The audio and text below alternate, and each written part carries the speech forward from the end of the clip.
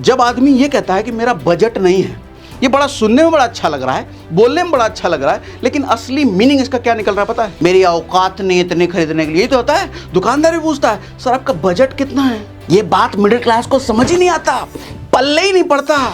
पैसा आने लगा, अब तो घर लेंगे, सारा पैसा हमारा ईएमआई में जा रहा है, सारा पैसा हमारा इंटरेस्ट में जा रहा है। पैसा नहीं है लेकिन क्रेडिट कार्ड घुसाने में एकदम जरा भी लगाओ क्रेडिट कार्ड, पैसे नहीं लगाओ क्रेडिट कार्ड। हमको कोई गरीब समझ ना ले, औकात है 20,000 के फोन खरीदने की, लेकिन लाख रुपए का आईफोन लाएंगे कहे कि हमको कोई गरीब ना समझ ले। क्योंकि अमीर माइंडसेट जो होता है हमेशा कल के बारे में पहले सोचता है, लेकिन हमारा मिडिल क्लास आज पहले, कल भाड़ में जाए, कल देख लेंगे, कल किसने देखा है।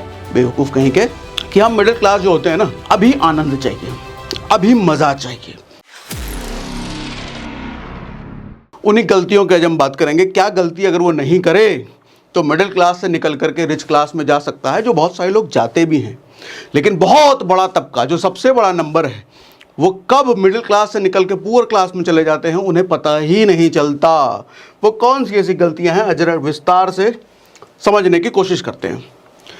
देखो भैया, पहली गलती है pleaser now pen letter.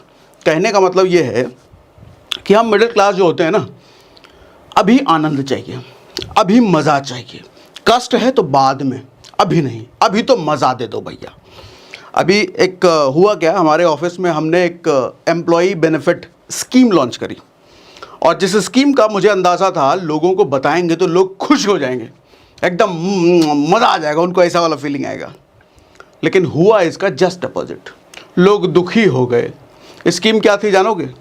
Scheme ये थी कि हमने कहा, चूँकि हमारे ऑफिस में ज़्यादातर लोग यूथ हैं, और यूथ का हमें पता है ये कहीं इन्वेस्टमेंट करते नहीं है, पैसा उड़ाते रहते हैं। तो हमने कहा कि भैया एक काम करो, अपनी सैलरी का 10% हर महीना कटवाओ, और साल के अंत में जब फाइनेंशियल ईयर एंड हो रहा होगा उस वक्त कंपनी आपको अपनी तरफ से 20% ऐड करके, आपके टोटल जमा अमाउंट में से 20% ऐड करके आपको देगी। हमने कहा एफडी में भैया इतना नहीं मिलता, स्टॉक मार्केट में इतना नहीं मिलता, म्यूचुअल फंड में इतना नहीं मिलता, लोग तो पागल हो जाएंगे ये सुन के 20% मिल रहा है सालाना। लेकिन लोगों का रिएक्शन क्या था मालूम? सर 20% तो साल भर के बाद मिलेगा, लेकिन 10% सैलरी अभी कट जाएगा। नहीं नहीं सर, लोगों का जब रिएक्शन मैंने ये देखा, मेरा दिमाग उड़ गया। मैंने कहा 20% अगर मुझे कोई दे दे तो मैं अपनी आधी कमाई उसको सौंप दूँ, आधे से ज़्यादा उसको सौंप दे दूँ, अगर 20% मुझे मिल जाए तो। इनको मिल रहा है, मैं सामने से बता रहा हूं, नहीं चाहिए सर। मालूम क्यों? उनको वो जो लाइन अभी उन्होंने बोला, 20% तो साल के अंत में मिलेगा, अभी मेरा 10% पैसा कट जाएगा। उनको ये नहीं दिख रहा कि भैया सेविंग भी हो रही है, इन्वेस्टिंग भी हो रही है, तुमको रिटर्न मिलेगा साल भर बाद मोटा। वो तो बाद में ना सर, वो तो बाद में, अभी का क्या, अभी तो 10% कट जाएगा ना। मिडिल क्लास में ज़्यादातर लोगों का ध्यान अभी के कंडीशन पे रहता है।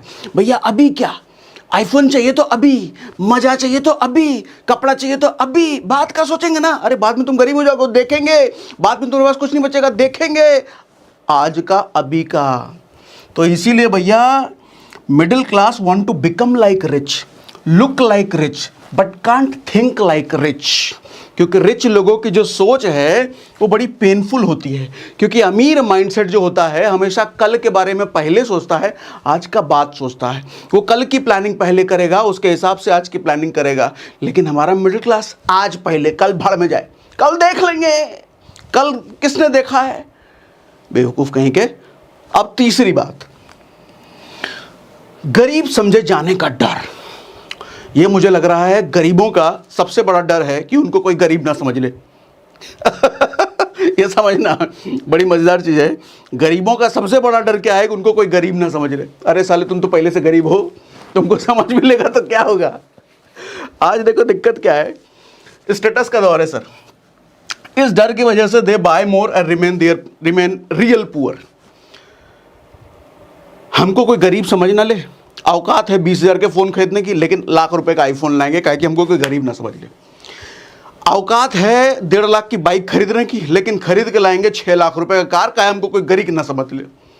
औकात है 1,000 रुपए का जूता पहनने के, लेकिन 5,000 का एडिडास का जूता खरीद के लाएंगे, कहे हमको कोई गरीब ना समझ ले। अरे गरीब नहीं समझ लेगा तुमको ये सब करके, लेकिन उल्टा तुम और गरीब बन रहे हो बच्चे, और गरीब बन रहे हो। ये नहीं दिख रहा है। पैसा नहीं है लेकिन क्रेडिट कार्ड घुसाने में एकदम जरा भी लगाओ क्रेडिट कार्ड, पैसा नहीं लगाओ क्रेडिट कार्ड। अब वो भी क्रेडिट कार्ड भी फुल हो गया, कोई नहीं, एक लोन लेकर के क्रेडिट कार्ड को पे कर देंगे। ये क्रेडिट कार्ड से उसका बिल पे करेंगे, वो क्रेडिट कार्ड से उसका बिल पे करेंगे, इंटरेस्ट पे इंटरेस्ट हर महीने भर रहे हैं। शुरुआत में तो बहुत मजा आता है, 2-3 साल बाद पता चलता है अरे कहाँ फंस गए, हम तो निकल ही नहीं पा रहे हैं, सारा पैसा हमारा ईएमआई में जा रहा है, सारा पैसा हमारा इंटरेस्ट में जा रहा है। क्यों? गरीब दिखने का डर, सबसे बड़ी डर, सबसे बड़ा डर। कोई हमको मिडिल क्लास समझ न ले। मैं मिडिल क्लास हूं तो सही, खुद को पता तो है, लेकिन किसी को पता न चल जाए, इसीलिए होम लोन ले लेंगे, इसीलिए महंगी गाड़ी, महंगा घर, महंगा सब कुछ, महंगा महंगा महंगा महंगा महंगा।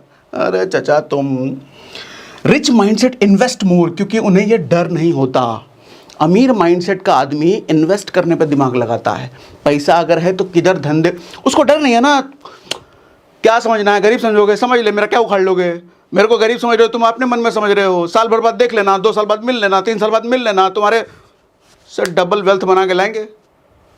उसको परवाह ही नहीं कौन क्या सोच रहा है, उसको सिर्फ ये परवाह है कि भैया मेरे को धंधा बनाना है, मेरे को पैसा बनाना है, वेल्थ बनाना है। लेकिन गरीब आदमी, मिडिल क्लास, क्या ये मेरे बारे में क्या सोच रहा है, वो मेरे बारे में क्या सोच रहा है, वो मेरे बारे में क्या सोच रहा है। अपना परिवार गड्ढे में जा रहा है, अपना परिवार कर्जे में डूब रहा है, वो दिख ही नहीं रहा है, लेकिन वो क्या सोच रहा है वो पहले आएगा।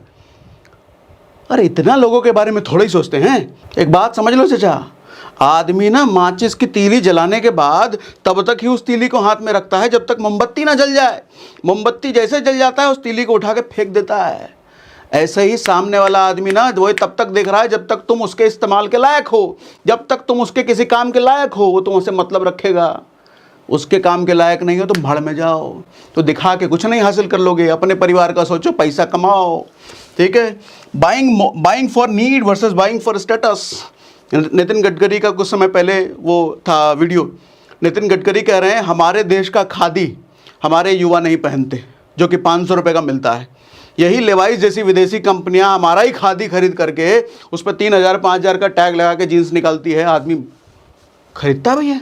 इसका मतलब आदमी नीड के हिसाब से नहीं खरीद रहा है, स्टेटस के हिसाब से खरीद रहा है। स्टेटस देखो, स्टेटस क्या चीज़ है, कहते हैं ना car is status today. Status नहीं है, गरीब आदमी का गरीबी छुपाने का वो मुखौटा है और कुछ नहीं है, स्टेटस है। बट लोग आपकी परवाह तभी करेंगे सर जब तक आप उनके काम के लायक हो। अभी जो मैंने बोला ऐसा नहीं चलेगा। अगला इमरजेंसी फंड। सर आज आदमी की इतनी हालत ख़राब है, आदमी का बाइंग हैबिट इतना ज़्यादा बना हुआ है, unnecessary buying habit, loan credit card के चक्कर में इतना पड़ा हुआ है। सर डेटा ये है कि 80% इंडियंस के पास इमरजेंसी फंड तक नहीं है। ऐसे में भगवान ना करे कभी रात बेरात पैसों की जरूरत पड़ी तो आदमी के पास एक और लोन लेने के अलावा कोई ऑप्शन नहीं है। इसलिए आपके पास एक इमरजेंसी फंड होना बहुत ज़रूरी है। और इमरजेंसी फंड बनाने के लिए एफडी से अच्छा इंस्ट्रूमेंट कुछ हो ही नहीं सकता। और एफडी तो ना सिर्फ इमरजेंसी फंड का सबसे अच्छा विकल्प है भैया, शॉर्ट टर्म इन्वेस्टमेंट का भी इससे अच्छा विकल्प नहीं हो सकता। शॉर्ट टर्म में ऐसे कई सारे गोल्स होते हैं, जैसे हो सकता है कोई महंगी चीज खरीदने का प्लान हो या कहीं कोई टूर का प्लान हो। अब ऐसे गोल पूरा करने के लिए आप स्टॉक मार्केट में पैसा तो डालोगे नहीं, यहाँ तो एफडी ही काम आएगा। नॉर्मली बैंक एफडी आपको 6 से 7% का रिटर्न देते हैं, लेकिन अगर आप स्टेबल मनी के जरिए एफडी बुक करते हो तो आपको 9.1% तक का रिटर्न मिल सकता है। और यहाँ पर बैंक आपकी 5 लाख की एफडी इंश्योर्ड होती है बाय DICGC, जो कि आरबीआई का एक सब्सिडरी है। मतलब कि 5-5 लाख की एफडी अगर 3 बैंकों में आपने करी है तो आपके 15 लाख इंश्योर्ड हैं। स्टेबल मनी के जरिए आप अलग अलग बैंकों में एफडी बुक करवा सकते हैं बिना उन बैंकों में अकाउंट खुलवाए। और ये समय भी बिल्कुल सही है एफडी बुक करने का, क्योंकि इंटरेस्ट रेट इस वक्त बहुत हाई है एफडी के। इतना ही नहीं, 200 से ज्यादा बैंकों का इंटरेस्ट रेट आप कंपेयर कर सकते हैं इस ऐप पर, और जिसमें सबसे ज्यादा इंटरेस्ट मिल रहा हो वहां एफडी बुक कर लो। अब तक 5 लाख से ज्यादा लोगों ने स्टेबल मनी के जरिए एफडी बुक किया है। और आप अपने पैसे भी कभी भी विड्रॉ कर सकते हैं, एक ही दिन में आपका पैसा आपके बैंक अकाउंट में हाजिर है। डिस्क्रिप्शन और पिन कमेंट में हमने स्टेबल मनी ऐप डाउनलोड करने का लिंक दिया है, जिसके जरिए अगर आप डाउनलोड करके एफडी बुक करते हैं तो पहले 500 यूजर्स को अमेजॉन का 200 रुपए का वाउचर बिल्कुल फ्री मिलेगा। सर अगला टॉपिक है ट्रैकिंग। एक आदमी, देखो होता क्या है, आज के समय में ज़्यादातर लोगों से अगर आप पूछो ना तो उनको अपने खर्चे का, अपने इनकम का हिसाब किताब कुछ पता ही नहीं है। मैं ज़्यादातर लोगों से अगर इनकम उनकी पूछता हूँ ट्रैकिंग क्या है भैया, क्या कहाँ खर्च करते हो, तो आदमी ज़्यादा से ज़्यादा ये बता पाएगा ईएमआई उसका घर का कितना है, या फिर रेंट उसका कितना है, बच्चा उच्चा है तो बच्चे की स्कूल फीस कितनी है। आप उससे पूछोगे भैया खाने पीने का तुम्हारा महीने का खर्चा कितना है, उसको नहीं पता। आप उससे ये पूछ दो कि भैया तुम्हारे लोन कितने हैं, एक आध मोटा मोटी लोन बता देगा। जो छुटकाऊ मुटकाऊ क्रेडिट कार्ड वाला लोन चल रहा होगा उसको नहीं पता। उससे पूछ लो क्रेडिट कार्ड का आउटस्टैंडिंग कितना है, नहीं पता। लोन का आउटस्टैंडिंग कितना है, नहीं पता। तो इतना कुछ तुमको पता ही नहीं है और तुमको अमीर बनना है, कहाँ से बन पाओगे चाचा? देखो दिक्कत यह है कि जिस चीज़ को आप मेज़र नहीं कर सकते, जिस चीज़ को आप ट्रैक नहीं कर सकते, उस चीज़ को कंट्रोल नहीं कर सकते। आपको कंट्रोल करने के लिए पहले ट्रैक करना पड़ेगा। ठीक उसी तरीके से अगर आपको अपने टाइम को मैनेज करना है तो टाइम का हिसाब किताब बनाना पड़ता है, तब जाके टाइम की ट्रैकिंग होती है, तब जाके टाइम को कंट्रोल कर पाते हो। सेम पैसे का है, जब तक बजट नहीं बनाओगे, अपने पूरे महीने का बजटिंग नहीं करोगे। अरे भैया देश का भी वो बजट है, पूरे देश को जब बजट बनाने की ज़रूरत है और आपको अपने घर का बजट का ज़रूरत ही नहीं पता चलता। पुराने क्या ज़माने में मैं तो अपने पापा को मैंने देखा है। आपने अगर अपने पापा अपने दादाजी को देखा होगा कि वो बैंकों में जाकर के पासबुक अपडेट कराते थे ना। क्यों? क्योंकि उनको पता चलता रहे भैया कितना पैसा मेरा कहाँ खर्चा हुआ है। आज के समय में सबके हाथ में मोबाइल बैंकिंग है भैया, स्टेटमेंट एनी टाइम अवेलेबल है। लेकिन कितनी बार आप उस स्टेटमेंट को देखते हो? क्या महीने में एक बार भी उस स्टेटमेंट को देखते हो कि कहाँ पैसा खर्चा हुआ है? नहीं देखते। 10 में से 9 लोग नहीं देखते। और तुम कहोगे हम भैया हमारा पैसा जा कहाँ रहा है पता ही नहीं चल रहा। अरे कमा तो 1.5 लाख रुपए रहे, पता ही नहीं चल रहा कहाँ।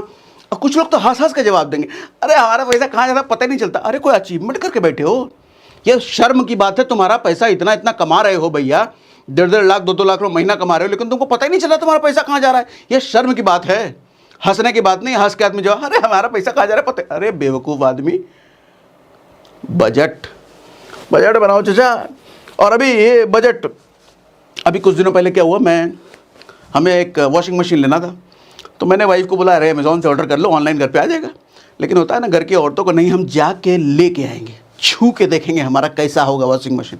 हम कहे चलो, हमारे घर के बगल में क्रोमा है, तो क्रोमा में गए, हम देख ही रहे थे। तो बगल में एक और सेगमेंट था फ्रिज का। तो फ्रिज में एक आदमी देख रहा है, तो दुकानदार ने कुछ प्राइस बताया, ये वाले फ्रिज का इतना है। तो तुरंत उसने वो क्या कहा कि नहीं इस फ्रिज का इतना तो हमारा बजट नहीं है। मुझे हंसी आई। देखो उस आदमी का मैं मजाक नहीं उड़ा रहा, ऐसे बहुत सारे लोग हैं। लेकिन एक चीज़ समझिएगा, रियलिटी, जब आदमी ये कहता है कि मेरा बजट नहीं है, ये बड़ा सुनने में बड़ा अच्छा लग रहा है, बोलने में बड़ा अच्छा लग रहा है, लेकिन असली मीनिंग इसका क्या निकल रहा है पता है? मेरे पास पैसे नहीं है इतने खरीदने के लिए, मेरी औकात नहीं है इतने खरीदने के लिए। ये तो होता है। दुकानदार भी पूछता है सर आपका बजट कितना है, और आपको बुरा भी नहीं लगता, अच्छा मेरा बजट इतना है। और दुकानदार मालूम क्या पूछना चाह रहा है? दुकानदार कह रहा है तुम्हारी औकात कितनी है, पैसा कितना लेके आए हो जेब में, ये बताओ, अकाउंट में कितना पैसा बचा है जो ये खरीदने आए हो, ये कहना चाह रहा है। आजकल शुगर कोटिंग शब्दों का जमाना है। बजट कितना है? अरे नहीं, औकात कितना है ये पूछ रहा है वो, बजट कितना है। देखो सर एक चीज़ क्लियरली समझो, 2 तरीके होते हैं ज़िंदगी जीने के।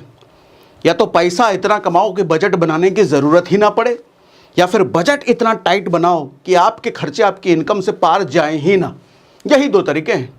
लेकिन आदमी तीसरा तरीका चुना हुआ है। उसको पैसा भरपूर कमाने से मतलब नहीं है, उसको बजट भी नहीं बनाना है, अय्यासी में जीना है। कोई हमको गरीब ना समझ ले, ये आदमी की सबसे बड़ी उलझन है भैया। एक मिडिल क्लास की सबसे बड़ा पेन एरिया, सबसे मुश्किल काम क्या है, सबसे बड़ी दिक्कत और सबसे बड़ा टेंशन क्या है? कोई हमको गरीब ना समझ ले, कोई हमको मिडिल क्लास ना समझ ले। दिन रात इसी में झूल रहा है वो, इसीलिए और पैसा खर्चा कर रहा है कि गरीब ना समझ ले हमको कोई। अरे गरीब आदमी, तुम और गरीब बनते जा रहे हो इसी सोच में, यही नौटंकी कर करके, गरीब ना समझ ले। ठीक है जी, हाँ, तो मैंने ये बता ही दिया आपको। अगला है सर, अच्छा ये बड़ा ध्यान से समझना, अगला है mindset with and without money. एक आदमी के पास जब पैसा नहीं होता तो उसका माइंडसेट कैसा होता है, और एक आदमी के पास जब पैसा होता है तो उसका माइंडसेट कैसा होता है। ध्यान से समझिएगा जरा, बहुत ध्यान से। सर माइंडसेट विद मनी, जिसके पास पैसा होता है, रिस्क टेकिंग एबिलिटी होती है उसमें। जब आपके बैंक में पता है ना कि 6-7 महीना 8 महीना 10 महीना का मेरा खर्चा पड़ा हुआ है, आप अपने करियर में नया नया रिस्क लोगे। और जो आदमी नया नया रिस्क लेता है, हो सकता है उसका 2-3 रिस्क फेल हो जाए, 2-3 में घाटा हो जाए, लेकिन एक आध रिस्क अगर चल गया तो भैया उसकी किस्मत चमक जाती है। वही जिसके पास पैसा नहीं है, सर वो डरेगा रिस्क लेने से। अरे भैया अकाउंट में तो ये 10 ही दिन का पैसा बचा है, हम कहाँ से रिस्क ले लें, वो भी चला गया तो नहीं हम रिस्क नहीं लेंगे। उसके चक्कर में होता क्या, वो जहाँ रहता है वहीं रह जाता है, वो हिलता नहीं है अपनी जगह से, इसलिए चक्कर में वो ग्रोथ नहीं होता है। लेकिन चूंकि जो आदमी रिस्क लेता है वो ज़्यादा ग्रोथ करता है। रिस्क लिए बिना आदमी बढ़ सकता है कभी? सर जिसके पास पैसा होता है ना उसका माइंडसेट इन्वेस्टमेंट का होता है, लेकिन जिसके पास पैसा नहीं होता है उसका बाइंग माइंडसेट होता है। समझिएगा, मेरा भी एक टाइम था जब पैसे नहीं होते थे ना तो मन करता था अरे यार ये फ़ोन लें, ये लें, ये गाड़ी होना चाहिए, घर होना चाहिए, कपड़ा होना चाहिए, जूता होना चाहिए, यही सब दिमाग में चलता रहता था। फिर जब थोड़ा ठीक ठाक आने लग गया, ठीक ठाक होने लग गया, तो अब मन ही नहीं करता। अब सिर्फ ज़रूरत की चीज़ें खरीदते हैं, जिस चीज़ की ज़रूरत है वो खरीदेंगे, मन ही नहीं होता। तो मैं आपको समझाना ये चाह रहा हूँ सर, जब आपके पास इनफ मनी होता है ना तो फिर आपका दिमाग चलता है कहाँ इन्वेस्ट करें। अब यही दिमाग चलता है कहाँ इन्वेस्ट करें, कैसे वेल्थ बनाएं, कौन से स्टार्टअप में लगाएं। अलग अलग स्टार्टअप से मीटिंग करते रहते हैं, कौन से स्टार्टअप में पैसा डालें जो कि अपना पैसा ये मल्टीप्लाई करके दे, यहाँ दिमाग चलता रहता है। लेकिन जब पैसा नहीं होता तो फिर इच्छाओं पे दिमाग जाता है। और इसमें कोई दोष नहीं है, हम सब ऐसे ही होते हैं, हम इंसान ऐसे ही होते हैं। कोई चीज़ की कदर हमारे को तभी होती है जब वो हमारे से दूर हो जाए या हमारे पास ना हो। वो गर्लफ्रेंड देखा होगा ना, जब आपकी गर्लफ्रेंड आपको छोड़ के चली जाती है, जब तक आपके साथ हो तो कोई कदर नहीं है, हैं? दूसरे पर नजर, दूसरे पर डोरे डाल रहे हो, दूसरे को देख रहे हो, दूसरे पर ताड़ रहे हो।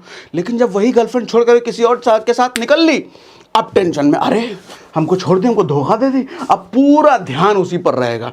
दारू रूम में जाकर के डूब गए, रहे हमारी गर्लफ्रेंड छोड़ के चली गई, गजल उजल सुनने लग गए।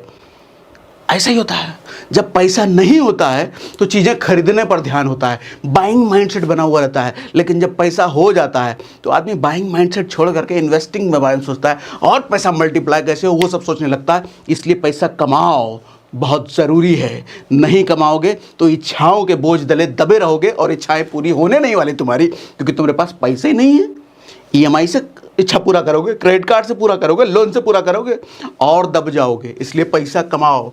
अच्छा, mindset with money, sir high confidence. Mindset without money low confidence. Husband wife एक रेस्टोरेंट में जाता है, बढ़िया सा रेस्टोरेंट में, जहां वेटर भी अंग्रेजी बोलता है। बैठा, मेन्यू आया, मेन्यू को ताड़ा ऊपर से, 15 मिनट लगाया मेन्यू को ऊपर से नीचे तक खंगाल लिया पूरा। देखा कि अपने औकात में कुछ है नहीं, ज़्यादा से ज़्यादा कॉफ़ी आएगा। डिस्कस किया, सुनो यहाँ कॉफ़ी पी कर निकलते हैं, बगल वाले रेस्टोरेंट में खाना खा लेंगे। वेटर आया, sir order please sir, 2 coffee only, yes please, anything else sir, no. मुंह बिचका करके वेटर भी समझ जाता, अच्छा इस सरवा के खाए की औकात नहीं है इसीलिए कॉफ़ी मंगा रहा है। वो डर में रहता है, वो ज़्यादा खुल के बात नहीं कर पाएगा। वेटर से भी डर रहा है, अरे वो अंग्रेजी में पूछ रहा है, तुम भी अंग्रेजी में जवाब, अंग्रेजी नहीं आ रहा है लेकिन बोलेगा अंग्रेजी में। अरे हिंदी में बोलो यार, बोलो उसको तुम्हारा खाना बहुत महंगा है, नहीं खाएंगे, हम जा रहे हैं बगल वाले रेस्टोरेंट में। ऐसा बोलने में क्या जा रहा है? नहीं, क्या सोच ले, गरीब ना समझ लेना हमको, सबसे बड़ा दिक्कत यही है, उस सरवा हमको गरीब ना समझ ले, उसको पता नहीं चल जाएगा हम गरीब हैं। इसीलिए हम तो कुछ तो ऑर्डर करेंगे, उसको कॉफ़ी ऑर्डर करके निकल लें। कॉफ़ी पीने का मन नहीं है, लेकिन चूंकि वो गरीब ना समझ ले इसलिए कॉफ़ी पी के जाएंगे।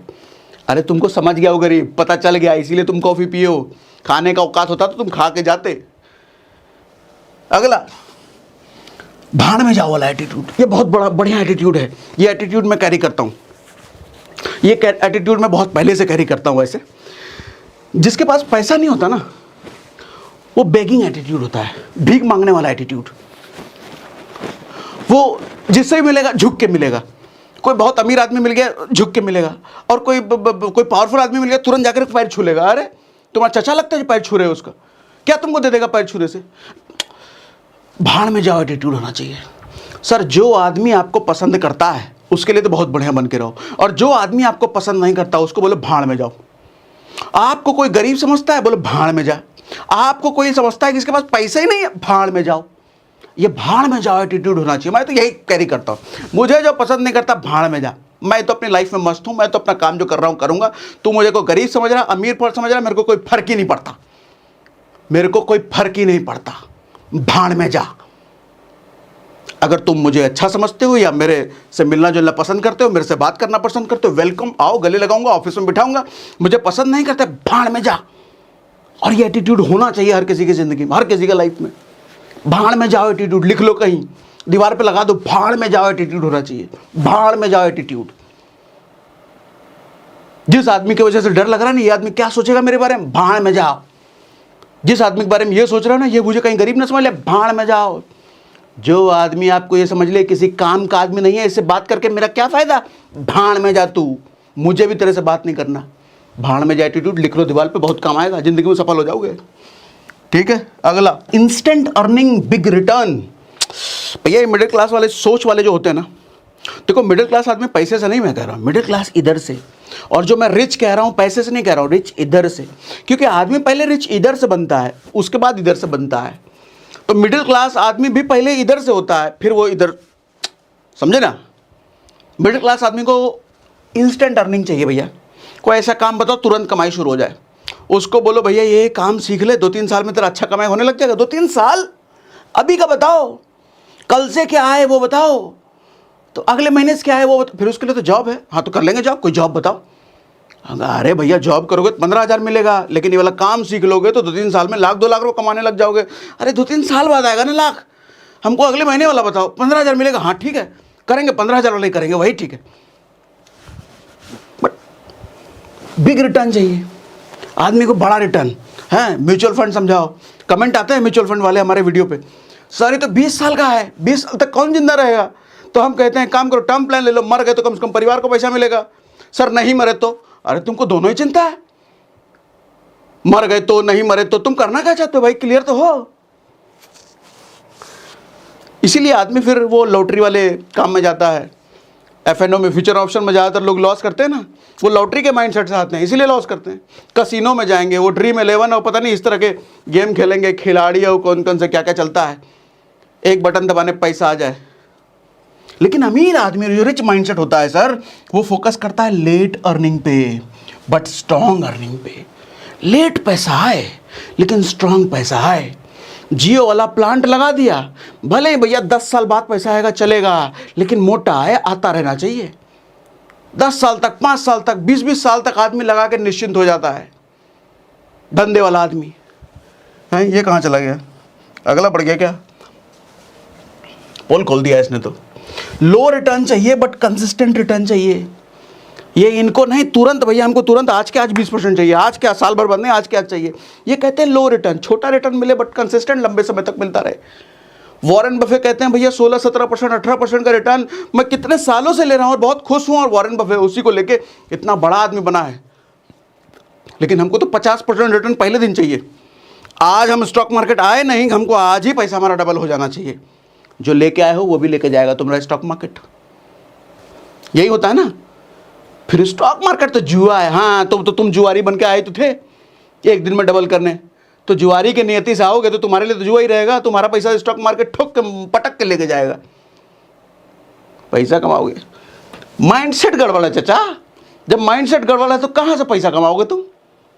इतने अमीर लोग दुनिया में हैं, उनका ऑडियो बुक यूट्यूब पे सब पड़ा हुआ है, सब सुनो, उनका माइंडसेट अपनाओ। लेकिन ये मुश्किल है ना, पेन लेटर प्लीजर नाउ, अभी मजा चाहिए, पेन तो बाद में देखा जाएगा। तो तुम्हारी पूरी जिंदगी पेन में बीतती है। बात सही कह रहे हैं कि नहीं। अर्ली एज होम लोन, भैया ये तो श्राप है युवाओं के लिए।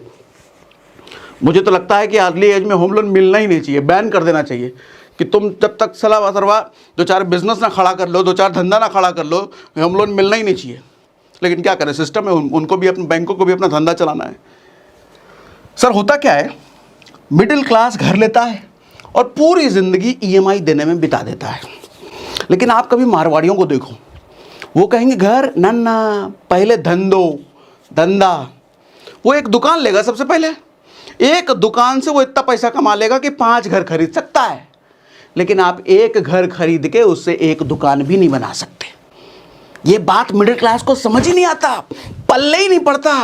पैसा आने लगा, अब तो घर लेंगे, सोसाइटी बन रहा है, स्विमिंग पूल है, क्लब है।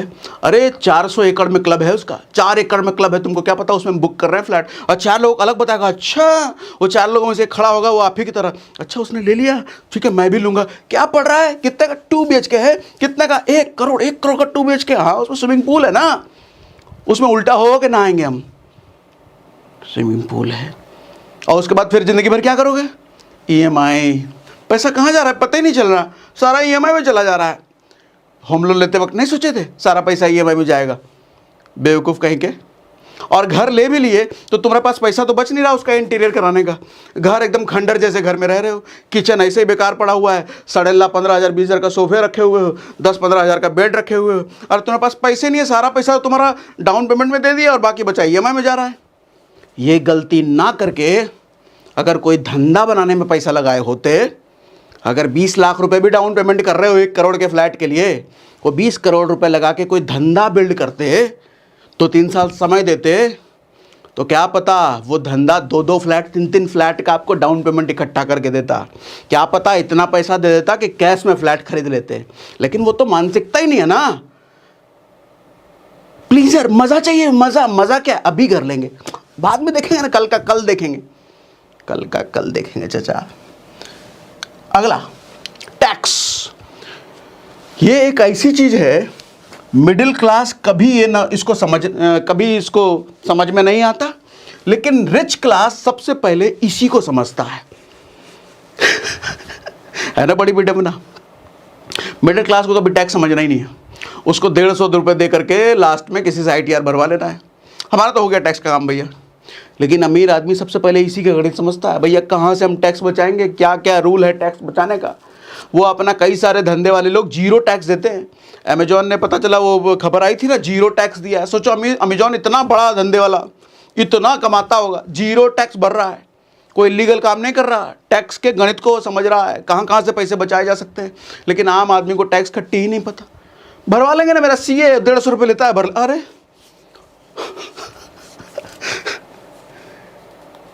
हमको फुर्सत कहाँ है, इंटरनेट पे 100 रुपये का कूपन ढूंढने में 1.5 घंटा लगाएगा, लेकिन वो 1.5 घंटा लगा करके थोड़ा सा तुम टैक्स के बारे में जानकारी नहीं ले सकते। बोरिंग है ना, समझ में नहीं आया। अरे मेरा वो काम नहीं है, मैं तो इंजीनियर हूँ, मैं तो अपने प्रोग्रामिंग में एक्सपर्ट हूँ, ये एक मेरा काम थोड़ी है। तो 100 रुपये का कूपन ढूंढना 1 घंटा लगा के तुम्हारा काम है? ये चपरासियों वाली हरकत कर रहे हो और तुमको अमीर बनना है। जो जरूरी है वो करो, ये टैक्स समझना ज़रूरी है। ना सिर्फ बहुत पैसा बचाओगे, कई सारे कमाने के तरीके भी ढूंढ लोगे अगर टैक्स को सही से समझो। मेरे से टैक्स का वीडियो चाहते हो क्या? चाहते हो ढंग से समझाऊं टैक्स, एकदम मिडिल क्लास के पर्सपेक्टिव से, एकदम सैलरीड आदमी के पर्सपेक्टिव से टैक्स को समझाऊं क्या? आप जानते हो मेरी एक्सपर्टीज क्या है, देसी भाषा में समझाता हूँ, एकदम देसी में। वैसा समझाऊं क्या टैक्स को? लेकिन कमेंट आएंगे तब।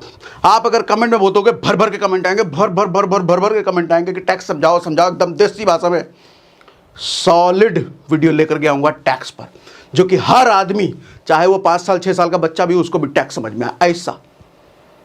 लेकिन कमेंट आएगा तब, आपकी डिमांड हमारे को समझ में आएगी तब। और हाँ, जाते जाते स्टेबल मनी का डाउनलोड करने का लिंक हमने पिन कमेंट और डिस्क्रिप्शन में दे रखा है, वहाँ से डाउनलोड करके अपना FD बुक कर लेना।